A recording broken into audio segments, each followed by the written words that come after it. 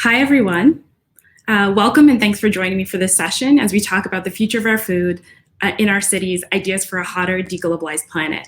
My name is Melana Roberts, and I'm hoping to lead this discussion with you today.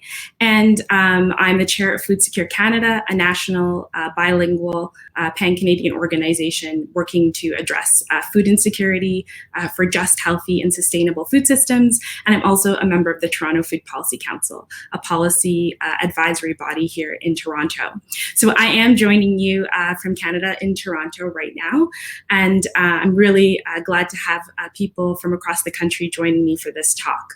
So today I'm really hoping to do a couple of things with you.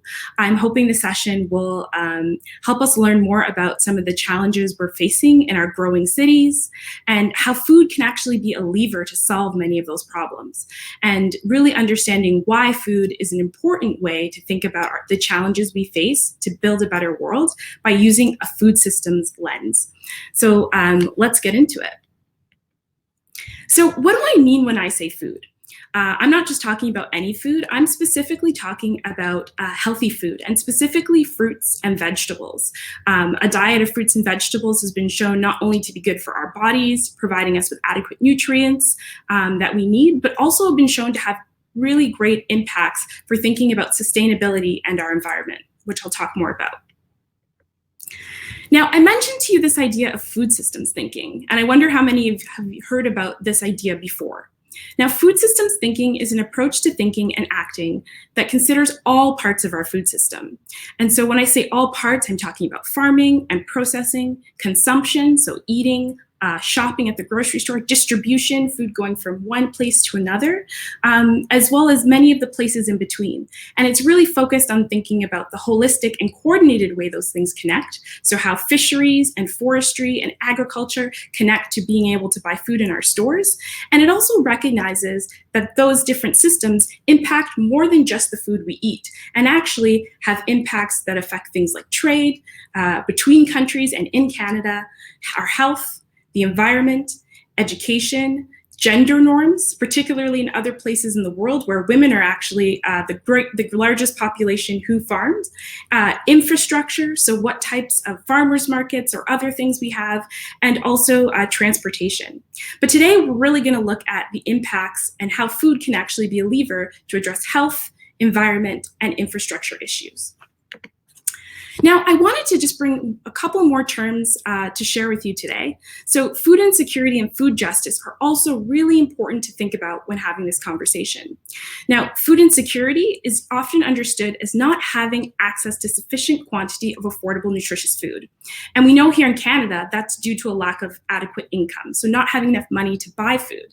But in other places, it often has other factors, and a food systems lens helps us understand that. So it helps us understand that addressing food insecurity isn't only about providing enough food, but actually it's about addressing the different ways or barriers people have to accessing food. Similarly, food justice is an important thing to understand when talking about food systems thinking. And food justice is probably my favorite way to think about solutions, because it really thinks about how communities exercise their own right to grow, eat, sell, and share healthy and culturally appropriate food.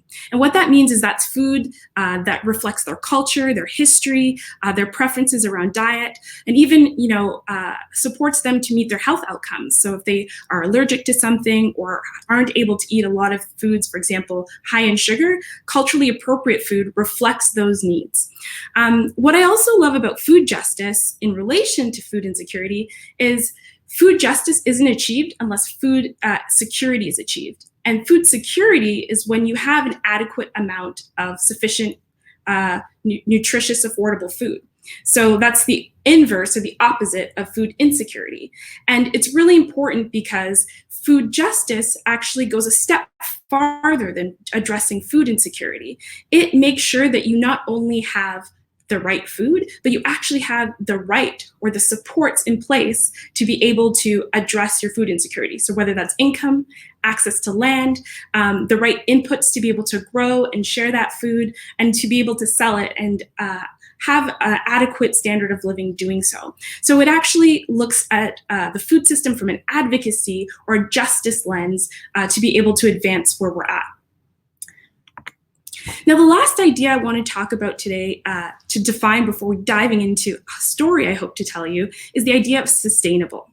Now, sustainable is often used a lot these days, whether we're thinking about issues about the climate or we're thinking about sustainability of a particular technology.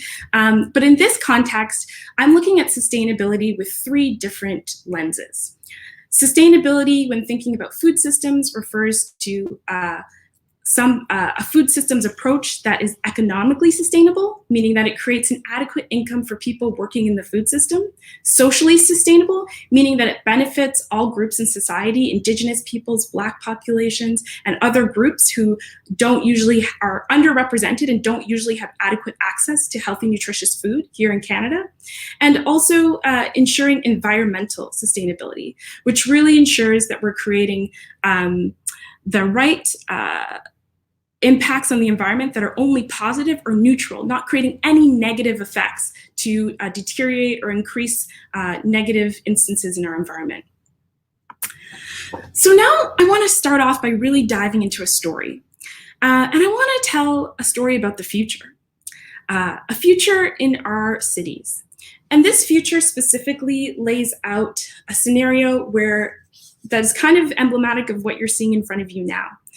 A city with very little green space, where there isn't much greenery or nothing growing, that's quite dark and polluted with thick air, where the food that we access and we eat is coming from far away and is not grown in our cities or from nearby places, where we're not able to go out and meet and know the people that grow or produce our food because they're not able to do it in the conditions of our environment, where there isn't adequate space for people to have green space in their backyards, and where people are more likely to become sick because of what they're eating than for what they're eating to help build their bodies and make them stronger.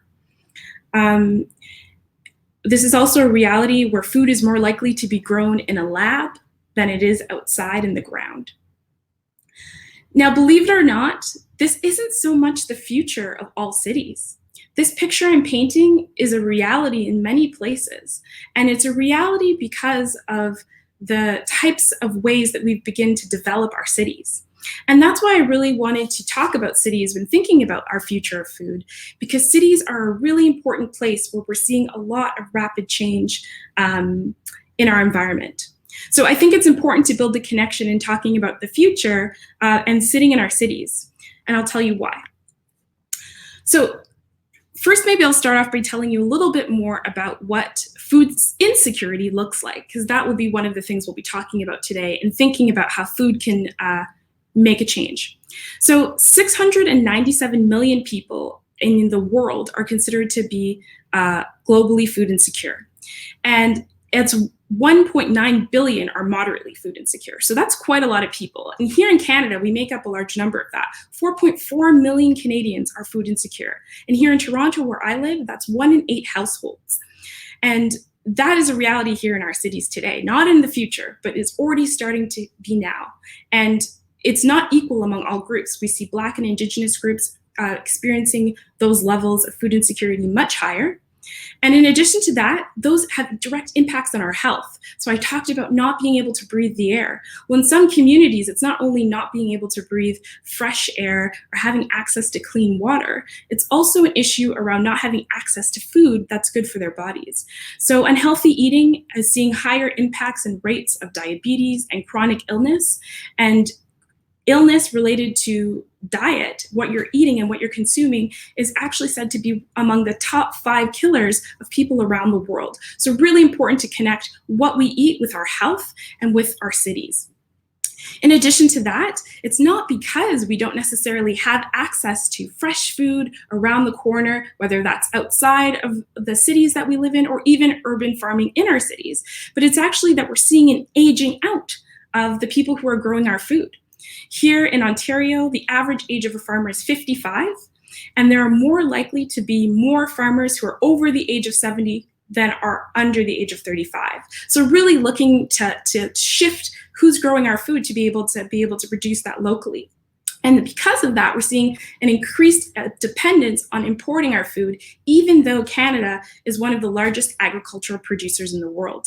Almost 50% of what we produce here is actually exported. So all of those issues are further compounded by the fact that our cities are growing, they're booming. The growth of cities, we've seen cities across the world encompass more than 50% of the world's population. And each year, you see them grow by more than 60 million people a year. And so that's why cities are such an important place for us to think about the future of food, because they really impact how we're all living. What's more, the experience of cities is further compounded by climate change. Climate change is really something that's always been normal. We've always seen fluctuations in climate, but what's putting more pressure on climate is actually the intensification of warming of the earth. And some of the causes of that are actually food related. So food, the fashion industry, as well as fossil fuels are three large components of what is increasing the warming of our earth. And that has negative impacts for lives in cities, and including in rural areas as well. So we see things like increased flooding. We're seeing things like poor air quality, as you can see in this image here. And we're also seeing impacts that also create people's access to food. The patterns of growing patterns are changing, and it makes it harder for people for farmers particularly, to be able to grow and provide food in their local areas, but also being able to access food. And that's created by things like droughts and heat waves that make it more changeable.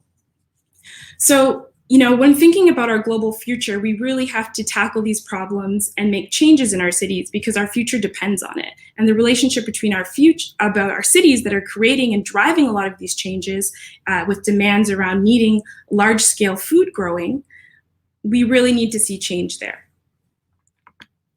So, what can we do about it? The good news is there's lots we can do, and I'm really excited to be here with a lot of other young people to think about what our future looks like with future leaders and leaders that are helping today. So I think food is really exciting because although it's connected to these problems through the industrial agricultural system, I think using a food systems lens can help us think about this. And it can help us think about this, as I mentioned before, because food is often assumed to address things like hunger and food insecurity. But it can do so much more than that. And using a food systems lens can help us understand how we can achieve food justice. And I think it's because a food systems lens helps us understand the different components of the food system and how they all connect together, and makes issues more complex so that we don't address, for example, just providing more food, but actually think about how it's the distribution and the way that food is actually connected and provided to people that is what creates inequality. So this is a good diagram to help us think about the food system. You can see we have people growing and thinking about how people get food and consumption.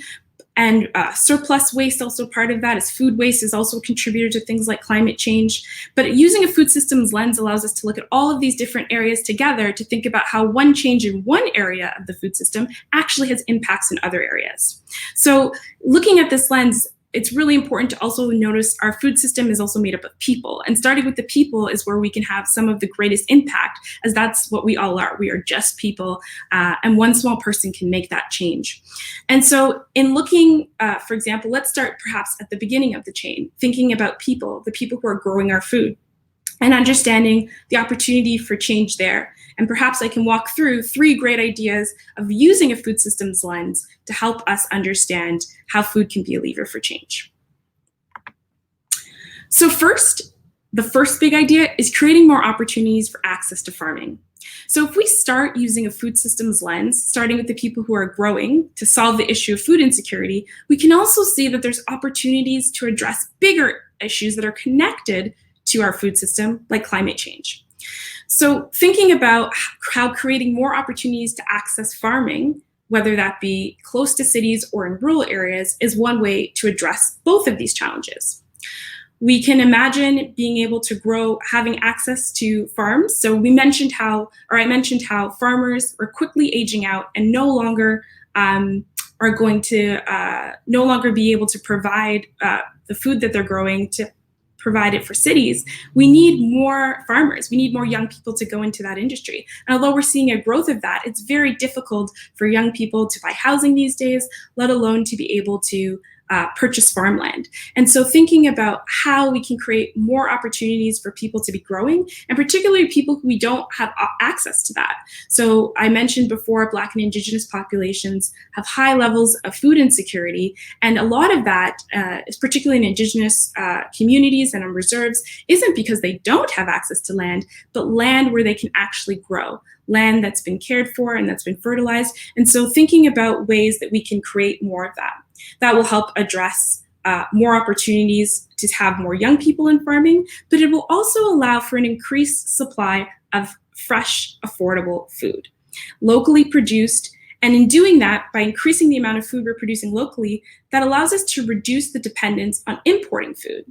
In Canada, we actually import $10 billion more than we export. So we actually have an opportunity to close that gap with some of the best agricultural land in the world, and to be able to think about how those opportunities can actually have an impact on climate change. Because instead of sending that food abroad, creating fossil fuels and through truck and through plane, we can actually have it stay within our local ecosystems. The second big idea is building better infrastructure and links to increase access to healthy food. Now, this seems like a simple idea, but it's really connected to the idea that right now it's easier for a farmer to be able to grow food and send it to Chicago than it is for him to be able to connect it to the neighboring town or the neighboring city. And the reason is because we don't have the adequate infrastructure here in Ontario, but even across the country. And so investing in having whether it's processing plants or distribution centers to be able to allow farmers to grow their food and connect it there is key. Another big piece is people in cities not having direct access to farmers. They don't know who's growing their food, and they don't have those relationships. Now imagine, most of you have been in school or perhaps are still in school, whether it's a high school or a university setting. And when you're in school, there's a cafeteria and there's a lunch. Similarly, maybe some of us have experienced being in a hospital. There's a large number of people who are in the hospital, but also who are visiting it, and they provide meals to all of the patients, but also have a cafeteria. Now imagine what it would look like if all of our schools, all of our hospitals, all of our university campuses bought food from the local farms or food businesses in the area. How would that completely transform all of the carbon emissions and all of the different impacts of exporting our food and also not having it produced locally? Food would be fresher and better quality in our schools, our universities, and our hospitals. It would have better impacts on our bodies. We'd be healthier because we were eating better quality food. The food would last longer, so there'd be less food waste. And we'd also be investing in our local farmers, encouraging people to take on those careers and to expand our local infrastructure for that. So really a key opportunity to have impacts on health, impacts on building local communities up, creating more farmers, and also having better quality food in our institutions. Now, the last solution I'm going to share with you is designing cities to make space for food. And this is my favorite one. As someone who lives in one of the biggest cities here in Canada, I love seeing a garden growing somewhere and the ability to have our public spaces with green. But it's not only about having trees, but it's also about having an opportunity to address food insecurity by creating opportunities for people to be able to have the right to grow, sell, and produce their own food. And if cities were more open to that, not only would having more space for community gardens, for example, more community good food markets, so more infrastructure like that, we would actually have more food in our cities with a shorter supply chain, so not traveling from far, and also would create a culture that supported food. So that includes things like improving access for people to have community gardens, creating space for more farmers markets, creating space for more urban farms. Here in Toronto, you can see lots of organizations taking up space and growing food, from Black Creek Community Farm to Sundance Harvest. But we need more of these spaces to be able to see this change and build cities that are built for the future. So just to go over those three ideas, it's creating more opportunities for local farming, to be able to have a transition so we can actually start to support the food needs in our communities and in our neighborhoods. And with things like COVID-19, with borders closing, this is even more important, to be able to have access to food, our grocery stores filled, creating smaller supply chains to support climate change. But we need the right infrastructure to do that. And the right infrastructure includes things like creating space for good food markets, for example. So spaces where are close to where someone lives, to be able to have fresh food that's affordable, that they can access to address their health needs. That includes things like having processing areas, so farmers are able to distribute their food locally to local towns and communities.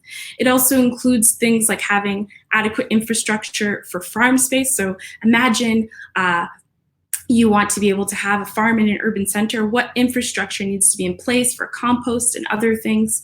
And we see a growth in the needs of these kinds of things here in Toronto and in many other cities, including Vancouver and Montreal and Calgary. So finally, it's really about designing cities to make space for food. And that means rethinking about food as a lever to make change, thinking about food as an opportunity to address things like food insecurity, create better infrastructure, better health, better access to be able to realize food justice. And that means things like creating policy so that restaurants can have produce and farms on top of their buildings, imagining policies that allow urban farms to just crop up in the middle of the downtown Toronto.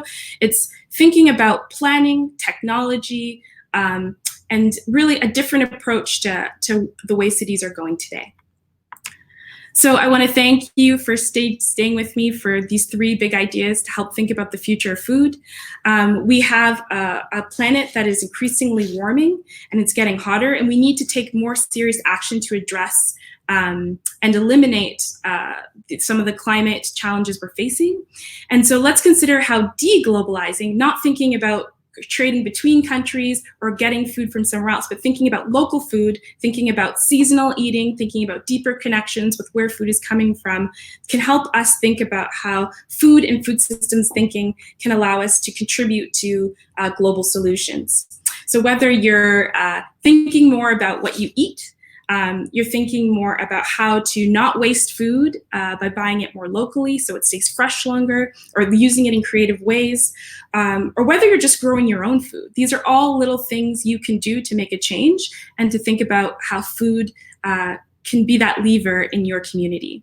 So I'll leave you with that to hope that you consider the next time you have a challenge facing your city or your community, how food can actually be a lever for change. Thank you.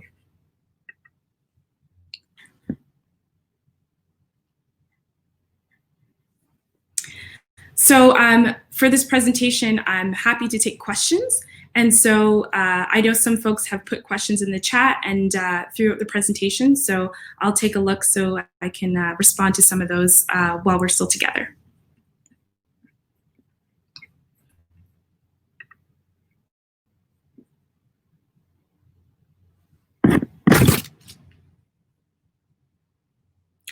So there's a question here. Is the future of food more organic or more artificial? I think that's a great idea, a great question rather.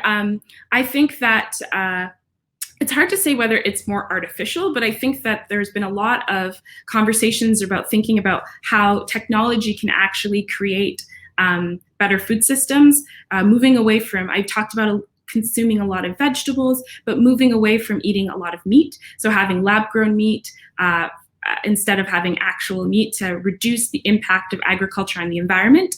So I think there's an opportunity when thinking about artificial food. But in some ways, I think the traditional ways that Indigenous peoples and other groups practicing kind of crop turning and other practices that have been used for millennia, are also things that we need to consider because they're more environmentally friendly.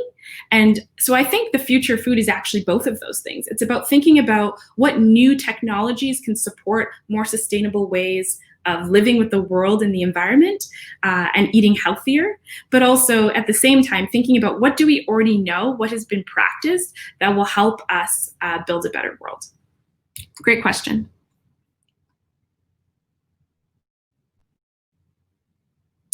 Another question is there a way for countries to be self-sustainable? Now that's a great question, and I think a lot of people would probably question whether it's a good idea for countries to be entirely self-sustainable, because it would limit what we eat. We would eat more seasonally, meaning that we would eat only what's being grown during the time of year. So for example, it's very rare for oranges to be grown here in Canada. And so oranges would be something we would see much less of in our current diet here in Canada if we became completely self-sufficient, let's say. But I think that there's an opportunity for us to think more about the local and how the local actions can actually have positive reverberations globally. And so I think that thinking about ways that countries can be more sustainable are what I was talking about, which is typically called local procurement. So buying from locally produced like farmers and food organizations to limit the impact on the environment. So that could be things like the hospitals or schools purchasing their large amounts, but it could also be other things like thinking about encouraging people to grow their own fresh food. So there's lots of different ways that can happen.